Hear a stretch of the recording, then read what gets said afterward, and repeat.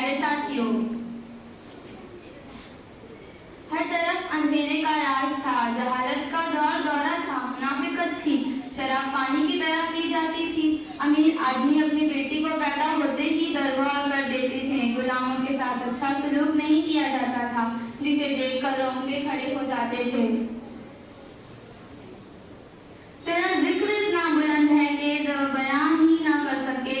तेरा जिक्र इतना बुलंद है कि ज़बां बयान ही ना कर सके। तो उरूज़े नूर शऊर है, मैं तेरी सना में कहूँ तो क्या कहूँ।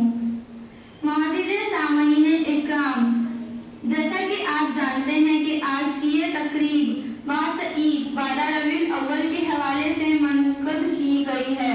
तो सबसे पहले मैं महफिल का आगाज़ तिलावत कलाम पाक से करूँगी।